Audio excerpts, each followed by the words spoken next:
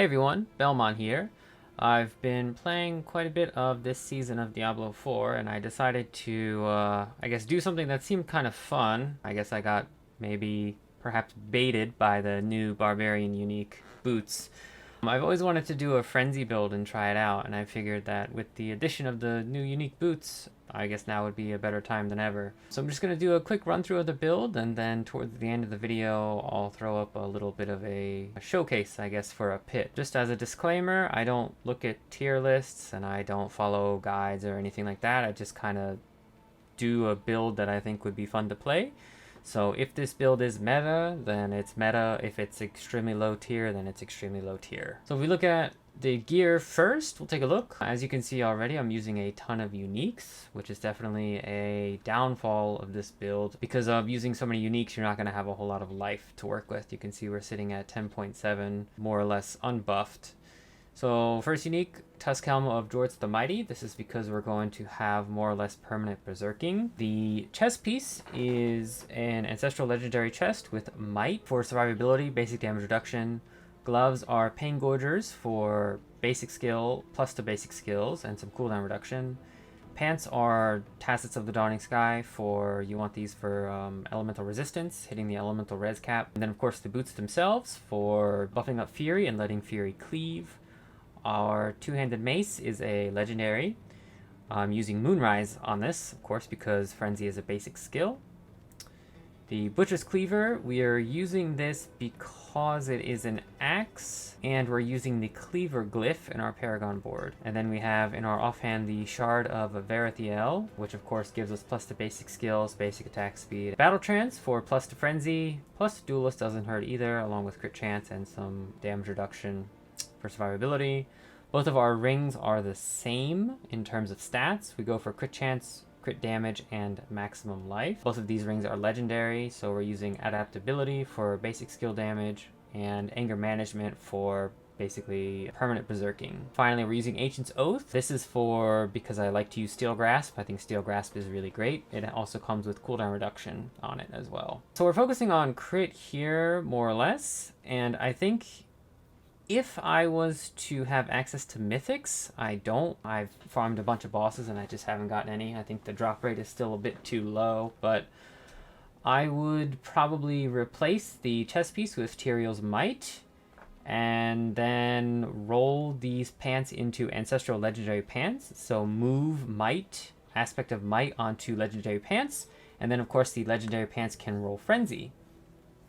So we could take a look at putting even more points in a Frenzy while getting the resistances taken care of by Tyrael's Might. Other than that, maybe the Grandfather, because we're doing crit and crit damage, and then I guess using Air of Perdition would be a damage buff, but I think that maybe the damage reduction along with the plus the skills from the Shaco might be a little bit better. Alright, so we're going to take a little bit of a look at our Paragon board here. Before I do that, again, the reason for the Butcher's Cleaver is because we want to make use of the Cleaver glyph. This is, as far as I know, the only unique axe in the game for Barbarian. The reason we don't use a legendary is because of the implicit on a legendary one-handed axe is damage over time, and we're not making use of bleeding at all. If you wanted to, you could replace this with another legendary. You can see that all of the legendaries that I do have life on them. You could replace this with a legendary axe or even a sword if you wanted to, and just to get some more life squeezed out in there as well. So we'll take a look at the skill tree first. Nothing too exciting in here. Of course, maxing out Frenzy, taking some of this for more Fury. You do want Fury generation, because the boots are going to consume Fury, and you're going to try to upkeep that. Of course, some survivability from these talents, increased damage. I personally am using Steel Grasp, just because, like I said before, the synergy with the Ancient's Oath, but I also think that Steel Grasp in general is just a very handy skill for pulling in mobs. I think it does a great job of getting everything together for you. And of course, keeping up vulnerability. The ult we went with, Wrath of the Berserker, and then Supreme Wrath of the Berserker. This actually comes into synergy with the Shard of Verithiel. So you will be spending Fury using Frenzy. You'll be spending and generating at the same time using Frenzy, and you will be able to build up this damage bonus as long as you have a Shard of Aethiel equipped. Duelist for the attack speed, and then Unconstrained because we more or less will have very high uptime on Berserking thanks to Anger Management. Look at the Paragon board. For the Paragon boards, the legendary nodes, the boards that I went with Blood Rage, Carnage, Flawless Technique, and Decimator. And then for the glyphs, I went with Ambidextrous, Challenger, Cleaver, Ire, and Wrath. And these are all pretty much, I mean, just damage. There is no, I mean, this one does have a little bit of survivability built in, right? But they are all pretty much taken just to push our damage as far as we can go. Wrath being trying to scale with crit chance, crit damage. Ambidextrous being just damage because we're dual wielding. Challenger for +2 elites and bosses. Cleaver for extra crit damage, and again we have that axe in our main hand, and then Ire because, like I said, we will have a very high uptime on Berserking. We can take a look at, of course, I went with the two-handed axe for the weapon technique because we will have high uptime on vulnerability. For the seasonal powers, I'm using the Thunderous Particle because I think it helps with clearing. Well, I'm using the main ability, of course, Celestial Surge. I think this works really well with Frenzy because it gathers everything up for you, along with the Pressurized Steam legendary node, which gives stun.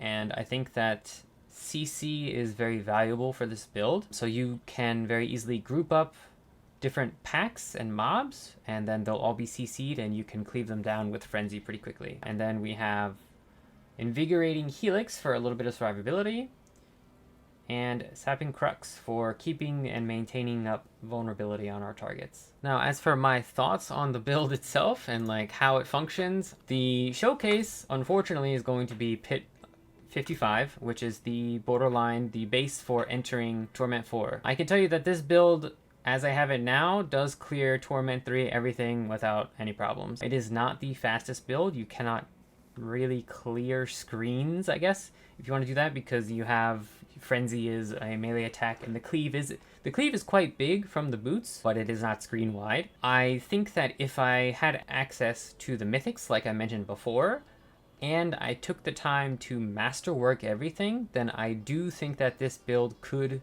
function quite well on Torment 4, but I don't think that it's going to, like I said, like constantly be clearing the screen. But the build is fun regardless of its limitations, and it does clear T3 without any problems, and I do quite well in T4, I think, as you'll see in the showcase. I'm not particularly sure if I'm going to be trying to push this build any further. A lot of it now is going to come down to fully masterworking everything, trying to get mythics, and leveling up the glyphs even further. Like I said, I really do think that the build can probably do just fine in Torment 4. You won't be killing bosses in 3 seconds, but I do think that the build will at least be pretty functional and pretty good. I think that'll pretty much be it. If you like the build, or you know, what are you guys doing for this season? Let me know in the comments below. Or if you have any ideas to how to improve this build even further, I'd like to see